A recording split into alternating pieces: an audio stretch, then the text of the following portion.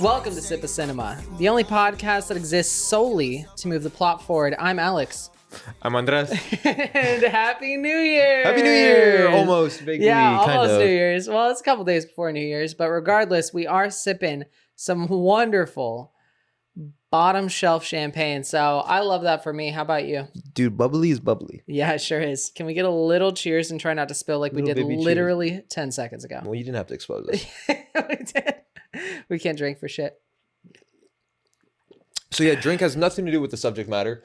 No, we were just really excited for 2024. Yeah, bro. How are you feeling about it? Do you think 2024 is going to be better than 2023? I do. Yeah, me too. 2023 was actually very low, very high highs. Yeah, agreed. So Same here. Emotional roller coaster. But you know what? I think one of the better years of my life. Good. I'm happy to hear that. Well, yeah, I mean, you certainly got a lucky little lady to help improve the mood. Yeah, and you do nice. as well, you know? Yeah, I do too. You got engaged It's this year? pretty nice. Well, I got engaged last year, but I'm still engaged this year. Yeah, exactly. Which is nice. I love that. So today we're going to be talking about MacGuffins. And specifically, we're doing a MacGuffin tier list. Now, you may think that this is bottom tier content. I disagree. I think bottom tier content is top tier content. Absolutely. Plus, we just want to have a little fun for the end of the year. You know, wrap it up. This is the last last episode of 2023, which I think is a big deal for Sip of Cinema. Yeah, we've been doing this for half a year, bro. That's crazy. Can you believe it? Yeah, we only took one extended break. Yeah, exactly. Well, even that wasn't an extended break. We just comboed Halloween episodes. But here's a little flashback of all the highlights of 2023. Oh, I'm not doing that. I'm not editing that together. Okay, fair enough. I just thought I'd pull you off guard there, but that's okay. So yeah, today we're doing a tier list on MacGuffins. Now, Andreas, do you want to tell us a little bit about what technically qualifies as a MacGuffin? So technically, a MacGuffin is just something that exists solely to move the plot forward. Just like the podcast. Well, that was my intro anyway. I guess so. All right, fair enough. But we strictly were going off of things that, if that item was replaced by another item, it still would have pushed the plot forward. So a few things we excluded, like Lord of the Rings, we excluded because that kind of had to be the one ring to push the plot forward. But the ones we did pick, you really could have, swapped it out for X, Y, or Z. Super interchangeable. One could make the argument, and I've seen people make the argument about how the ring is a MacGuffin. And here's the thing. MacGuffins exist on a spectrum, in my opinion. I think that at a certain point, it gets hard to define what is or is not a MacGuffin. So you're just going to have to roll with our picks. And I'd love to know what you think your favorite MacGuffins are. How are we going to go about qualifying these, Andres? So we're making a tier list. Now we are going mostly off of vibes. Obviously, a few other things come into play, like how much it moves the plot, how little it moves the plot, how interchangeable it could be. Yeah. 90% of it is vibes, though.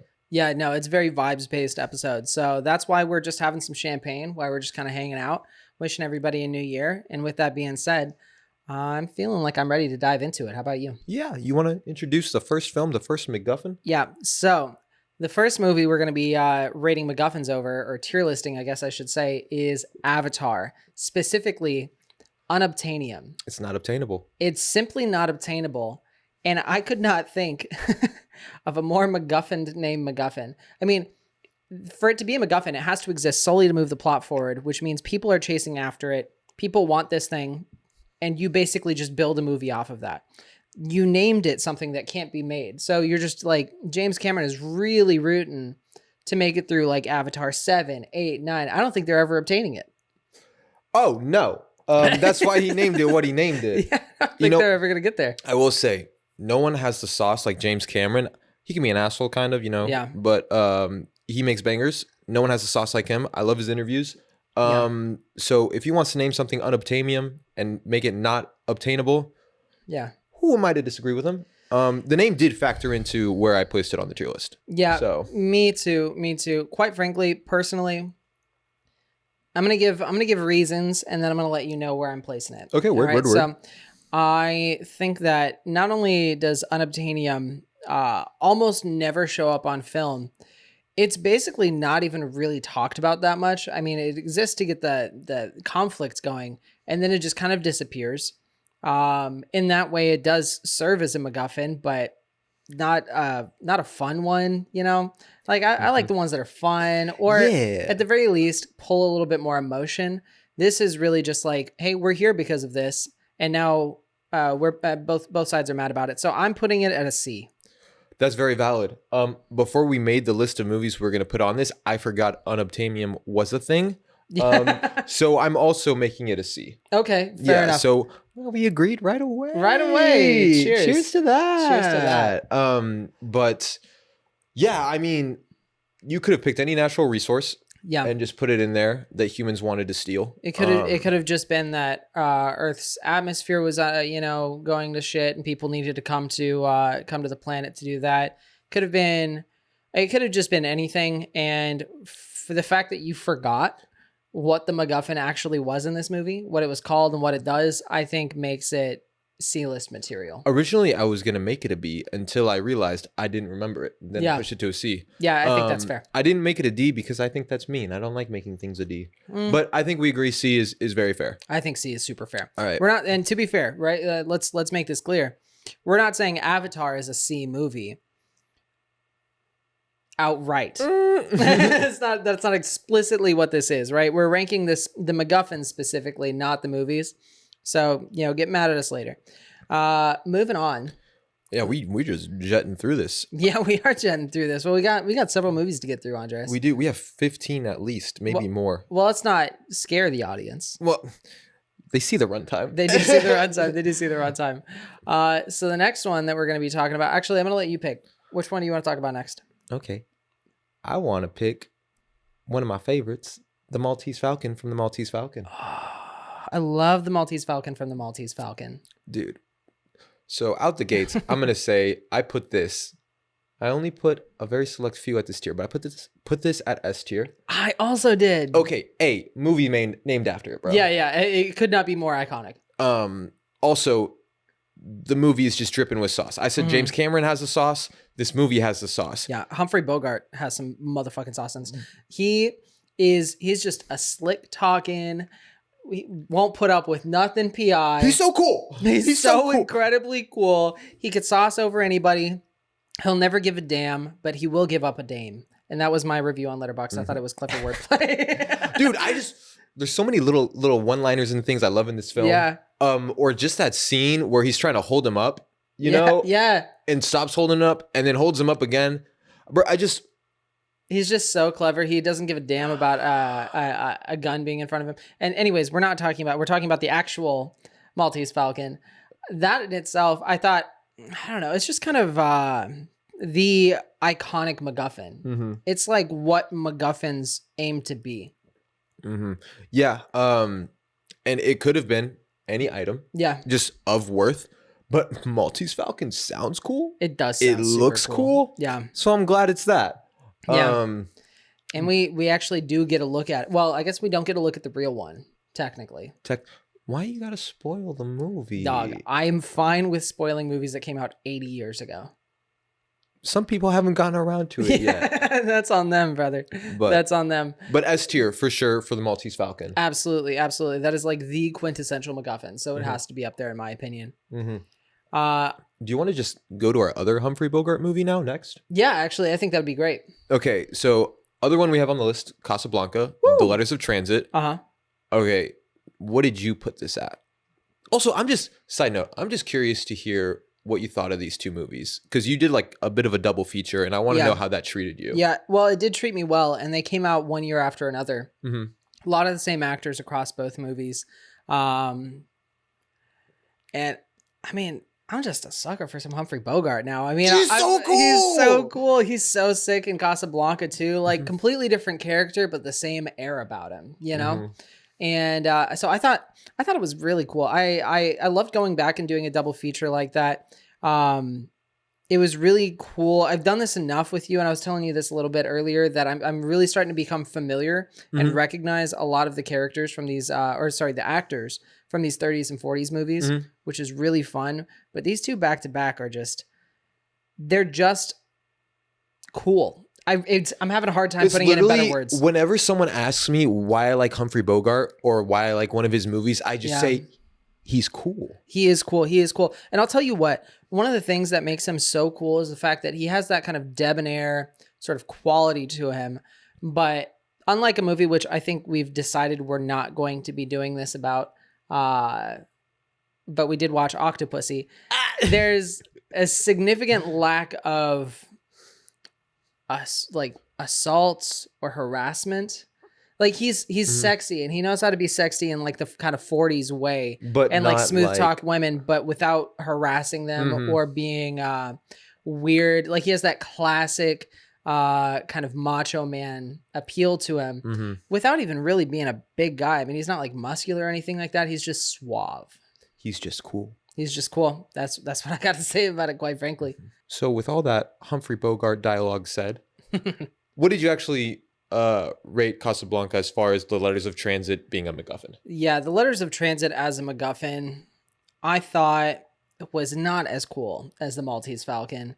I do think it works for the World War II kind of era of the Gestapo kind of getting in the way of them.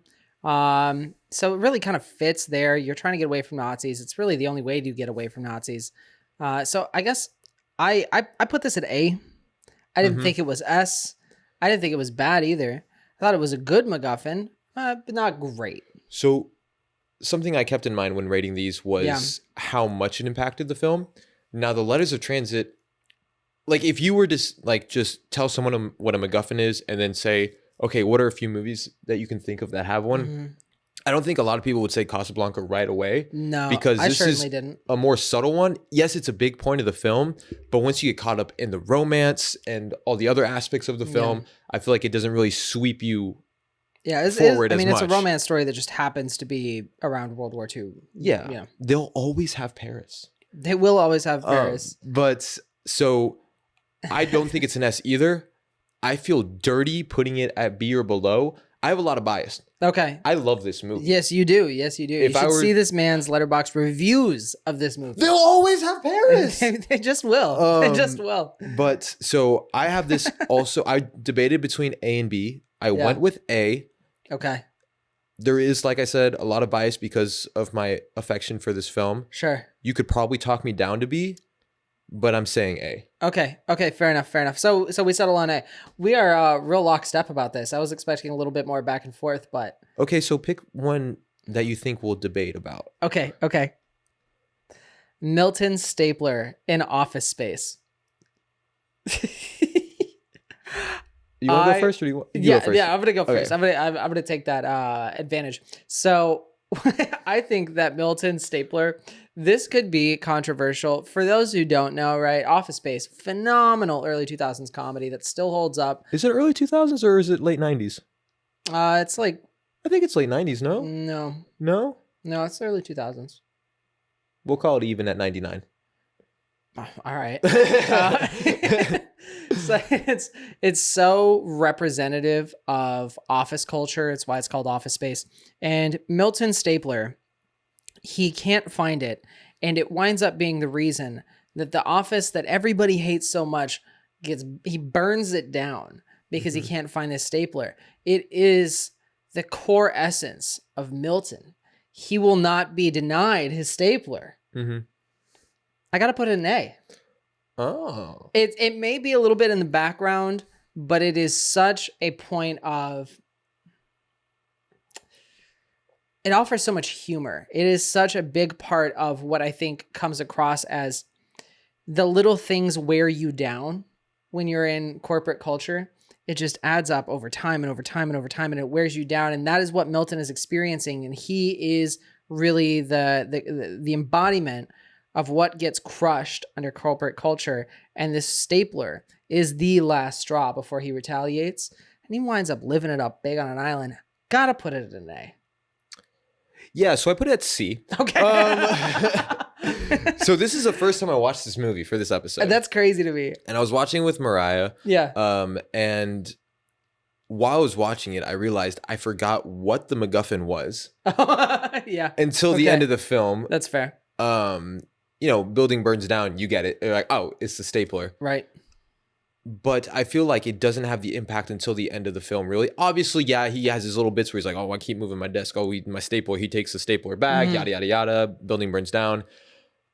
But I feel like it isn't as heavy impact as some of the other MacGuffins.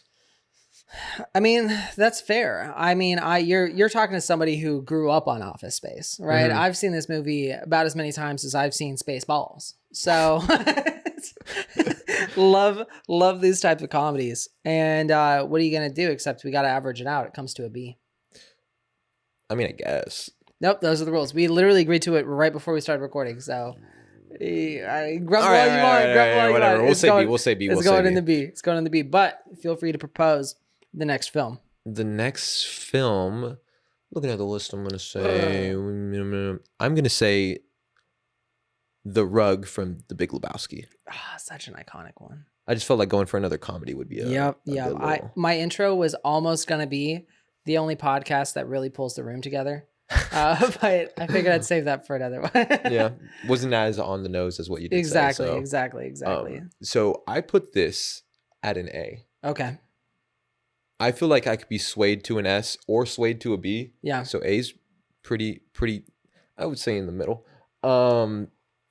I just think the consistency of this MacGuffin throughout the film, the humor of it, I just feel like it has to be a higher tier one. Yep. What do you think? What can I do but agree? Well, there it is. I have, the Rug from The Big Lebowski is number 2 out of the 3 that I have predetermined that I would like to be S's. So I'm more than happy to put The Rug in an S tier.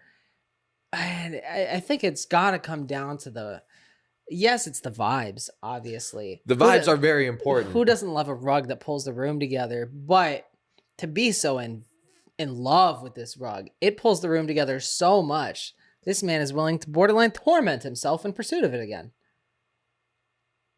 That's Valid. Beautiful. That's beautiful. Valid. But also it's so quotable. The lines about the rug from the movie. I feel like through pop culture osmosis alone, you got to put it at a higher rank. And so I'm more than happy to put it at an S tier. See, you made good points, but I'm still not completely convinced it's S. Okay. So what do we do here? Well, we're at a tie. Tell me why. Tell me why it shouldn't belong at an S. Listen, there's a lot of quotable things from The Big Lebowski. You got all the White Russian bits. You got his, I'm the dude, whatnot. I don't know. I just feel like it's not as yes, it's an iconic part of the film. Maybe it's like a white dude S, I feel like The Big Lebowski is not. We should make another category, white dude S. White dude S. It's too late. We already made the template. We can't do that. All right. Okay, I'll tell you what. We'll put The Rug from The Big Lebowski in A tier. In our hearts, we know it's a white boy S. It's a white boy S. It is a white boy S. Let's be honest. And what is a white boy's S but an A? Yeah, exactly. All right, so perfect. That's beautiful. I might sway on this by the end of the episode, though. Yeah, no. We still got room. We still got time. All right. I think next it's appropriate to start moving a little bit towards going back towards the classics a little bit and talking about Rosebud with Citizen Kane. Okay, so I have a very important point here to make. Yeah, I would love to hear it. If you have a Simpsons bit about your MacGuffin, you have to be A or higher. Is that fair? That is fair. I mean, you would have to I don't mean to keep bringing this up, but we had so much conversation about Octopussy. The Simpsons also had a bit about a Fabergé egg that was spawned from Octopussy. So if you're willing to put Rosebud super high, you would have to concede that potentially we put a Fabergé egg in the movie Octopussy at an A or higher. No, I'm good on that. Okay. But I think Rosebud is. Also because, I don't know, I feel like you can just pretend you're in a film, look at a camera longingly and just say, Rosebud over again. And you feel a kind of empowerment from that. Yeah. And I think that also makes it an A or higher. Also, okay, well, I'll actually talk about the movie. Yeah. Fair enough.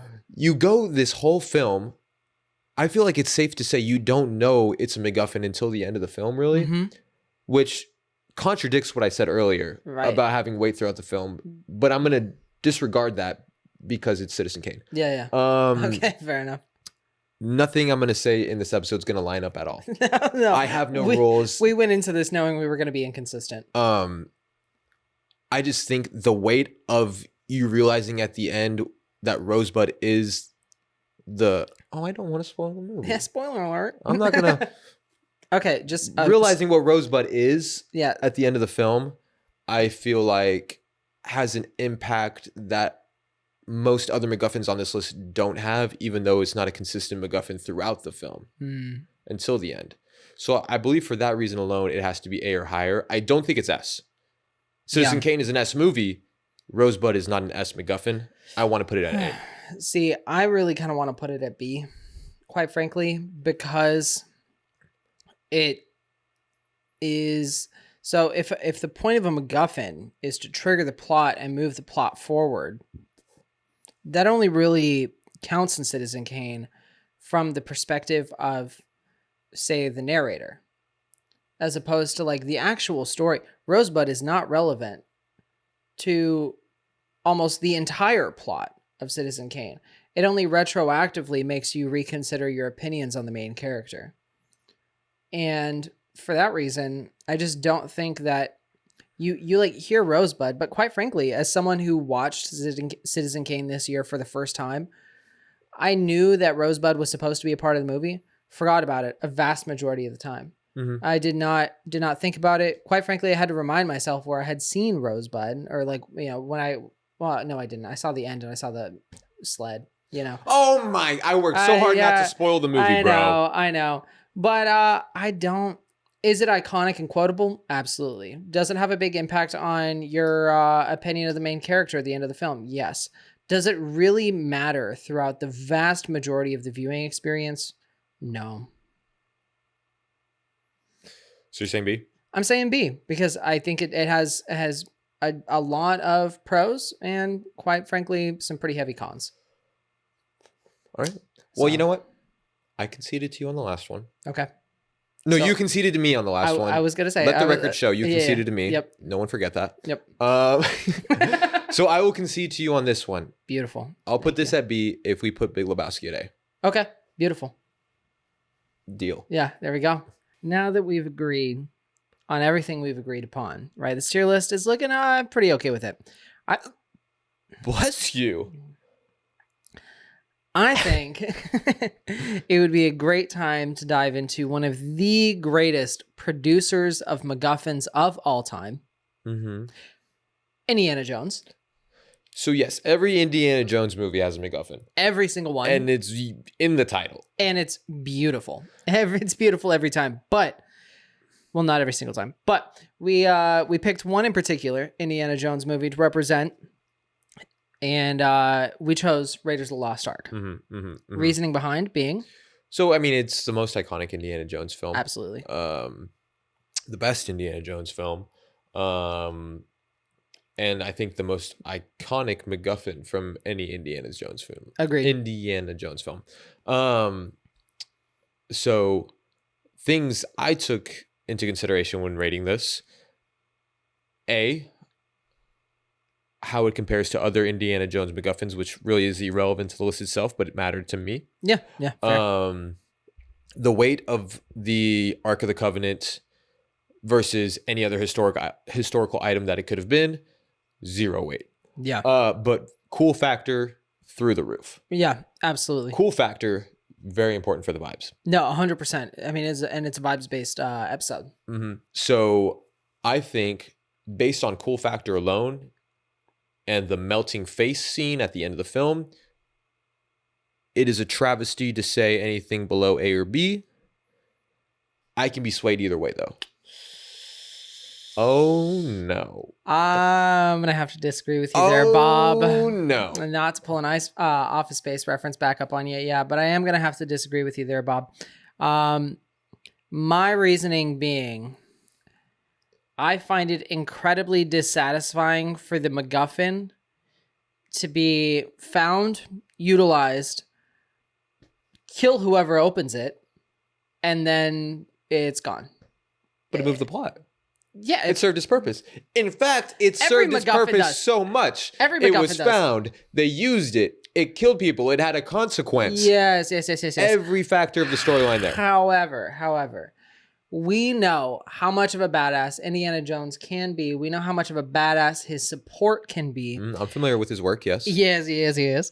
And the entire point of the arc was just to kind of strip that opportunity away from him. For like, the climax was opening the MacGuffin and boom, bad guy's gone. Don't gotta worry about it. That's the movie. So the MacGuffin moved the plot even further. Too far, my friend. Too far, too fast. No. You can't give minus points for doing its job too well. I can. It's our podcast. And we agreed that this was going to be super inconsistent and subjective. So listen, I didn't actually give it a rating. I said A or B. I got a feeling you're going to say C. Do you want to call it truce at B? I can call it truce at B. Do you hear what I'm saying, though? I do. Before I call this truce, yeah, do you but I'm hear... choosing not to listen. Because it's so cool. Counter. Yep. Okay. Sure. Listen, if Humphrey Bogart gets points for being cool, the Ark gets points for being cool. Yeah, you're not wrong there. And who the fuck is cooler than Indiana Jones, right? Humphrey Bogart. All right. Fair enough. Yeah. Yep. So the Ark is definitively a B. Love it or hate it. You got to take it. So why don't you go ahead and tell us what you want to rate next? Yes. Since I apparently just really wrecked that for you. You did. Yeah. My day's ruined. I'm going the opposite end of the cool spectrum. Or actually, no, this is also very cool, but a different kind of cool. Yeah. I'm going to say The Pick of Destiny from Tenacious D. Yeah. Okay. So once again, in the title. Yep.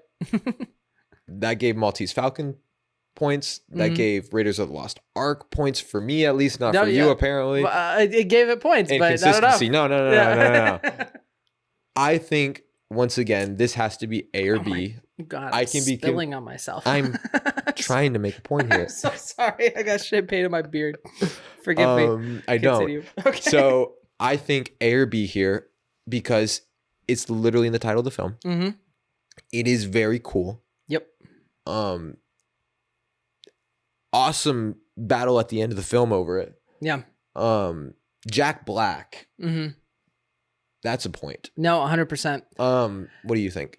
I think I agree with you. I would be willing to put Pick of Destiny at an A, not only because it's in the title, not only because it's mad sick, not only because you fight the devil over it. Literally, bro. Literally. But also because it inspired like music. You get a soundtrack from that movie, so you get to carry that with you. I didn't even think about that. That's a living experience you get to take with you. You're driving in the car. Don't worry, Pick of Destiny is right there with you. You know, you're not swerving around in traffic trying to catch it. It's in your ears. Dude, I think we have to say A then. I was gonna debate maybe B, but that point right there, I think it's A. I think it is. It's the MacGuffin that you take with you. Who would have thought we put Pick of Destiny over Citizen Kane in a tier list? That's crazy. A very specific kind of tier list. Very specific. but I think we can agree A. Okay. Yeah, absolutely. I think it's sick. So Pick of Destiny definitively got to be A. Pick of Destiny higher than both Citizen Kane, Avatar, and Indiana Jones. That's crazy. That is crazy. Anyways, let's go ahead and move along. You know what isn't crazy? What? The weight of Doug in The Hangover. Yo, you're so right. The fact that a person can be a MacGuffin, I think, is really interesting. It doesn't happen all that often, although it is certainly not the only time that happens, even within the movies that we'll be discussing today. Oh my god, spoiler. Well, just a little tease. We're halfway through, so I got to keep them hooked. Fair. Doug within The Hangover, I think, is...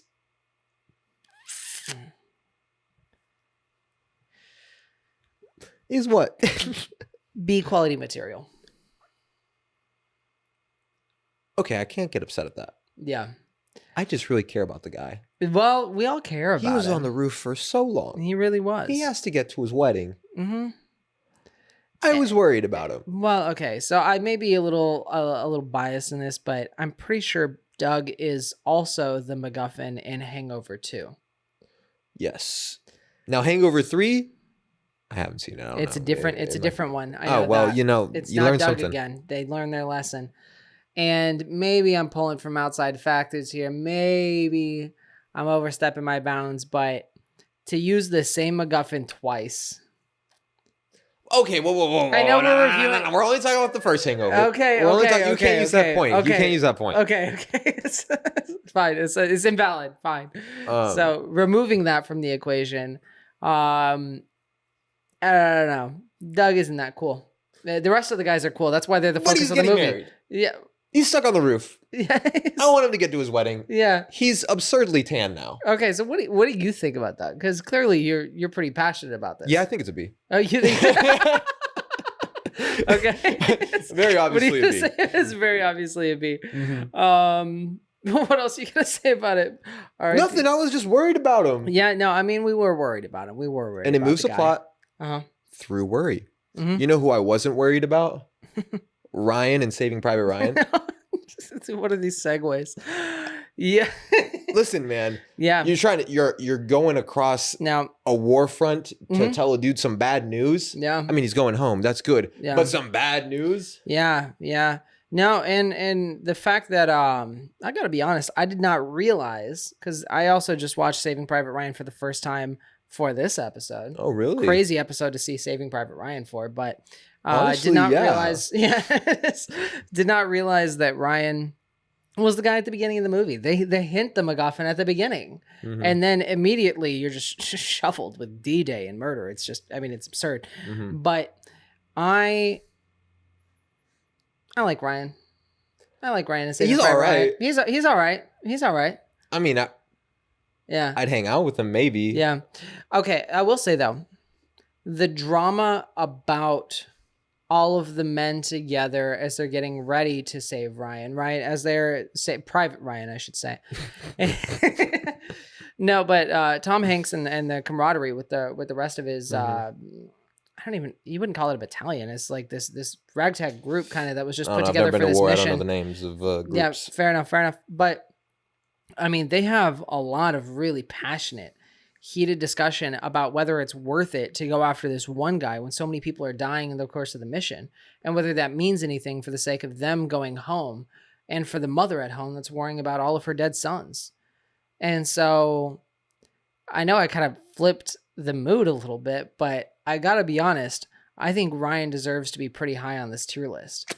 Yeah, but he's not getting married. He's not on a roof. Not an official He's not getting qualifier. tan. Not an official qualifier. That has no bearing across multiple movies. That is a vibe factor. This isn't a vibe factor. It's a vibe, and we said we were 90% vibes. Okay, but Ryan did get married. As we see Eventually, yeah. Brother. Okay. I am gonna have to put Ryan at an A. I'm saying a C. Damn, B is really getting booked out here, isn't it? Yeah, I just Beats here. You know, I don't like giving D's. No, we don't want to. I don't want to hurt that anyone's mean. feelings. We don't want to be that mean. To be honest, Unobtainium was probably the closest it's gonna get to a D. Yeah. So we may have about. spoiled ourselves there. But okay, so now we're gonna talk about another kind of classic MacGuffin, and that would be the money in Psycho. Yeah. So we debated between this and the necklace in Vertigo.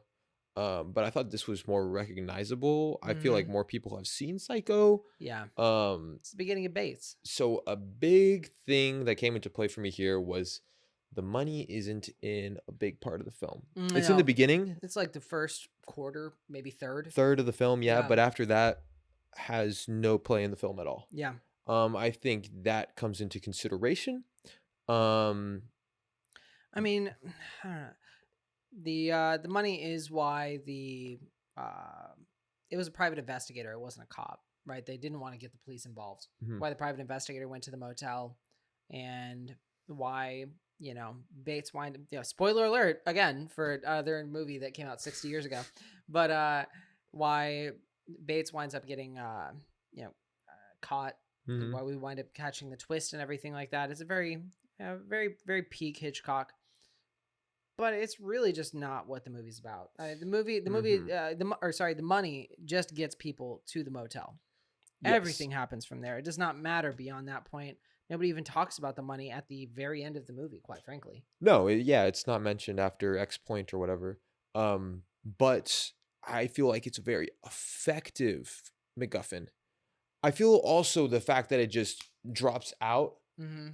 It's only serving its purpose until X point, and then all of a sudden the plot goes a different direction. I feel like you can give points for that, but I also feel like you can take away points for its short-lived. Yeah.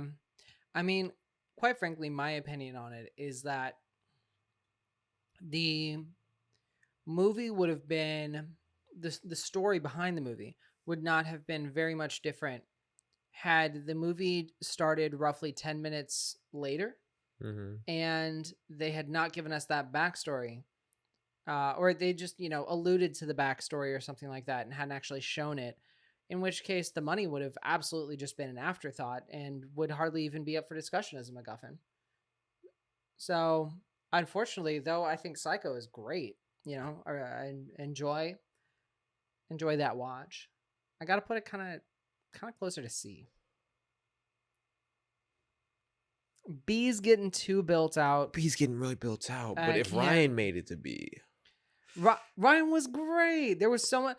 He was literally a part of the entire movie. I don't know. He was compelling. They almost fell apart. People died because of it. Like, oh, we're talking about Psycho, Alex. Okay. But listen, I think literally brought it up. I think the briefcase is very effective. I want to say B, but for the sake of leveling out the list, I'm okay with saying C. But the thing, it's just not as bad as Unobtainium. Yeah, well, we can put it on C above Unobtainium, or we could move Doug down. Now, why do you want to move Doug? Because I'm not moving anything else from the B. I'm not moving Doug. I'd rather move Ryan than Doug. Well, I'm not moving Ryan, so here we go. Do you want to move Unobtainium to D? And Ryan also to C? I would be more comfortable with that, yeah. Okay, we'll move Unobtainium to D. Unobtainium from Avatar goes to a D tier. Just absolutely abysmal MacGuffin. We don't have an F, so this is as close as it gets. And it looks like we're going to be having the money from Psycho as a C tier. With Ryan. Right up against Ryan, who is still in B tier.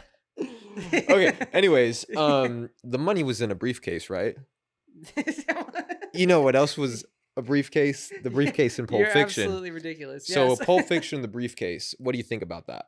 I think that's the other S tier. Oh, okay. I mean, super iconic. I don't think I've ever seen a MacGuffin get more fan theories about what it is. Literally goes out of its way to be a MacGuffin and be something that is nondescript. It goes out of its way to be this vague object. Quentin Tarantino has even gone into interviews and said that he wished he didn't even add the glow within the briefcase so that it wouldn't spawn as many fan theories and it wouldn't be as much of a clue. Whether it's what's his name, Wallace or whatever, his Marcellus Wallace, yeah, his, whether it's his soul or whether it's some sort of weapon or gold or whatever it is is just it is the quintessential MacGuffin. It is a briefcase filled with what? We don't know. It doesn't matter because all it does is move the plot forward, and it is absolutely integral to the plot. I think that this is, and also super iconic. So, I mean, this is going to be my other S. Yeah, I was going to say A, but you kind of convinced me. Yeah, fair enough. Right? Like, what could you have to say to not grant it that sort of god tier status? I mean, Pulp Fiction, when you think of MacGuffins, you think of Maltese Falcon as kind of the classic example, and then the briefcase from Pulp Fiction is kind of the Holy Grail. Jesus Christ. I just thought of that. Of MacGuffin. So, can we agree that it goes in S tier?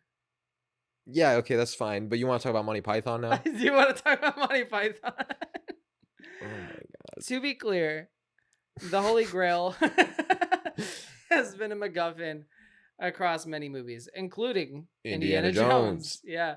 So it could have been anything, but we chose Monty Python because it's awesome. It's funny. Because it's in the name, Yep. gives it points. Mm-hmm. I don't think it's S tier though. No, it's certainly not No. S tier. I do like it a lot though. I think it's A tier. I think it's A as well. Yeah. But hold on. They never get it. No. Absolutely not. Never. But there's so many stories within Monty Python, Mhm. and they're all trying to get the same MacGuffin. Do you think that adds points? I think it does. But not enough points for S? Not enough points for S. I agree. I was just trying to make conversation.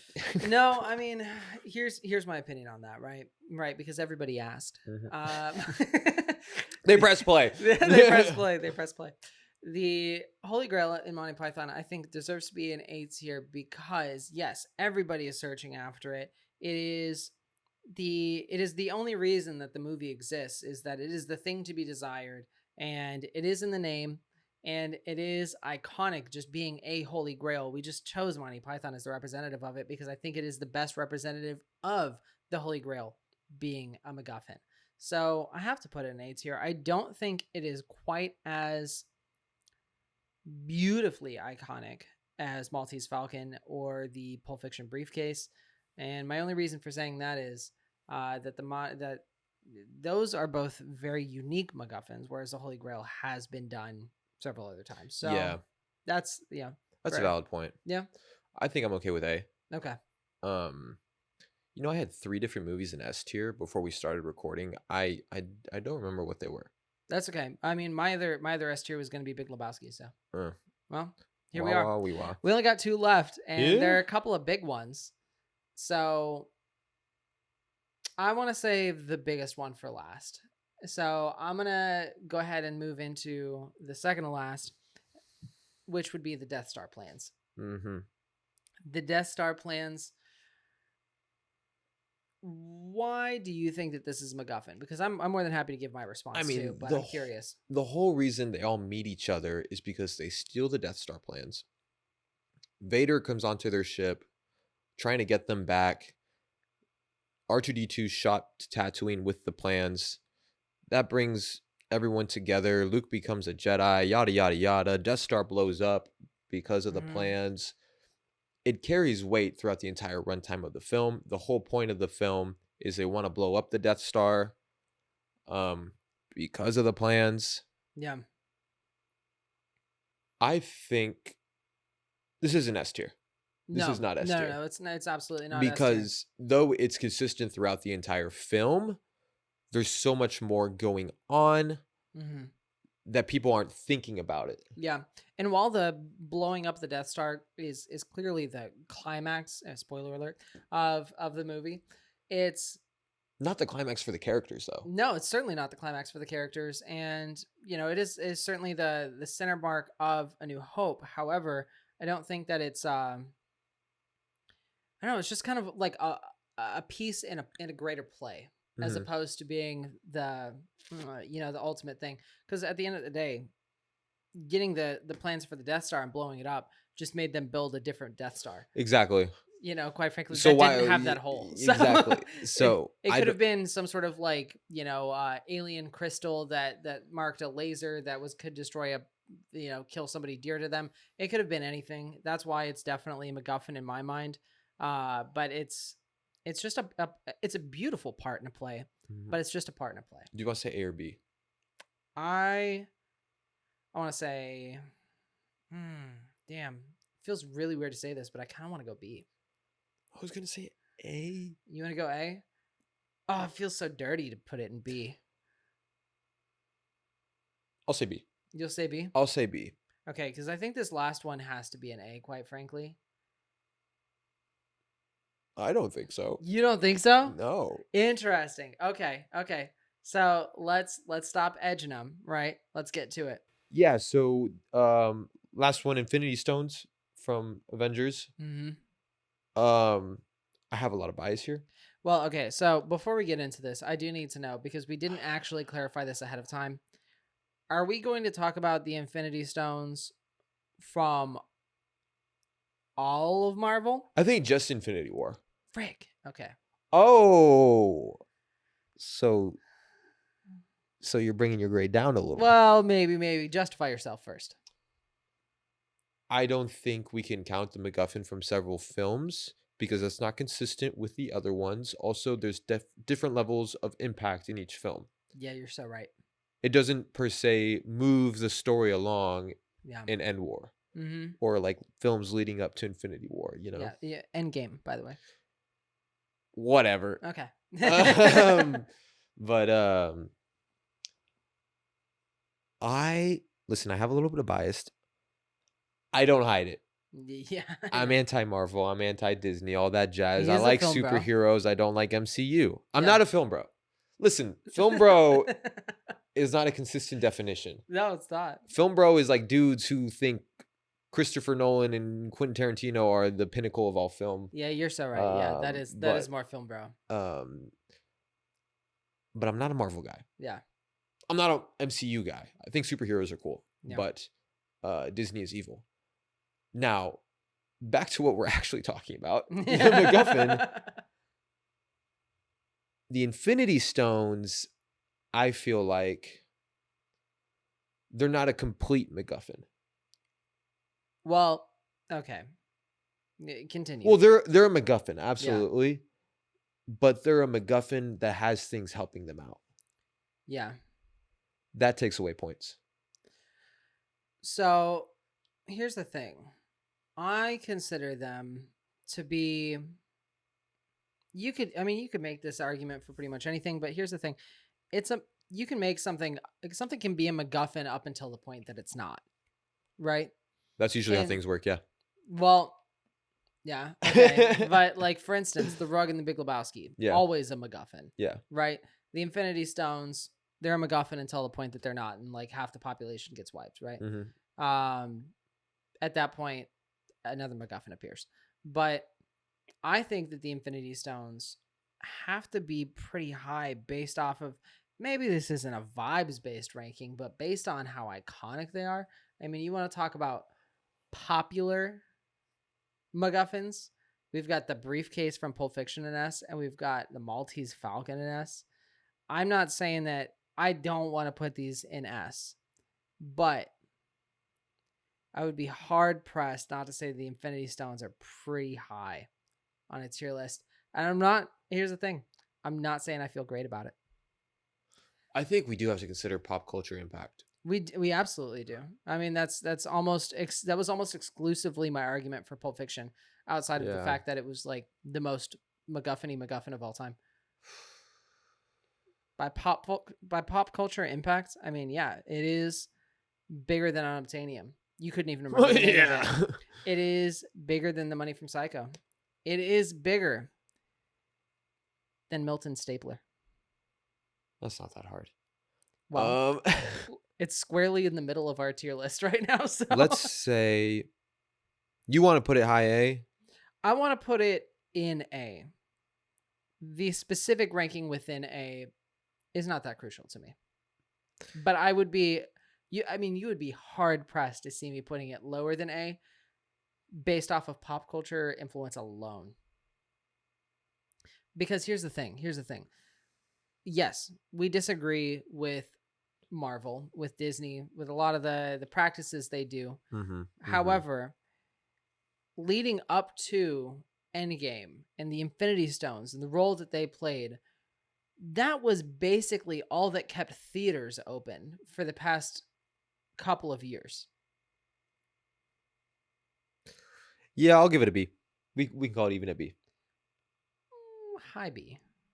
That's still a B. It's got to be top B. I'll give it a B. I will put it above Rosebud.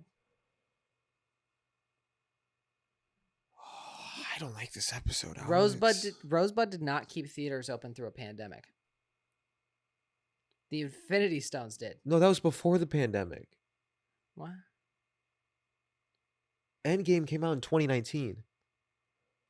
My whole argument. So it's a B. So it's a B. All right. You're always the guy that knows the years that things came out, and I should study that more. We have a movie podcast. You know what? But you make a real good point. I'm okay with putting it A. You will? We can put it at the bottom of A, but I do think... There's not really a top or bottom. Well, I mean, in our hearts. In our hearts. In our hearts. I'm okay with it being an A. Okay. But we have to move on to the next point really fast. Well, the next point is we're done. Oh, that's crazy. That's crazy. So, we're a little top heavy. We are a little top heavy. Do you want to make any final adjustments? No? Do you want to stick to our gut? I feel pretty good about it. I feel pretty good about it being top heavy. We chose some of the most popular ones of all time. It would be wrong for it not to be top heavy, quite frankly. Yeah, I guess so. I mean, there were a few other ones that we considered doing as well. Yeah. Like National Treasure and stuff like that. Octopussy. But yeah. But I'm glad we picked the ones that we did. Yeah, me too. Me too. This feels right. This feels good. And with that, I feel like we can really close out 2023 on a high note, knowing that we put out some of our best work. Wow. Incredible. That's so beautiful to say, Alex. Now, okay. If you had to recommend one movie from this list. True. If I had to recommend one movie, and we're just going generally, right? Mm-hmm. Now, are you recommending based off of its use of a MacGuffin or just how much you enjoy the film? I'll go based off of its use of a MacGuffin. I do not feel that many of our peers, nor even our parents, has seen the Maltese Falcon. Mm-hmm. I will recommend it. I think it is it's so noir. It's so smoky. Mm-hmm. It's so glass of bourbon, Absolutely. I was going to recommend it, but since you recommended it, I'm not going to. Now, Casablanca, one of my favorite films of all time. But for the sake of doing a fun one, I'm going to say Tenacious D. Yeah, fair enough. If you haven't seen Tenacious D, you're get it missing out. Together. You're absolutely missing out. And with that being said, Happy New Year from Sip of Cinema. We appreciate you tuning in with us. Thank you for listening, and you can listen to us on anywhere where you're currently listening to us, but also YouTube, Spotify, Amazon Music. Not Apple. Not Apple yet. They're being so difficult. Apple, come on, please, bro. For some reason, they're such a pain. But I really appreciate it. Thanks for following us, and if you haven't followed us, please. Yeah, thank you. I appreciate it. Still love you, though. All right. Happy New Year. Cheers to that. Cheers to that.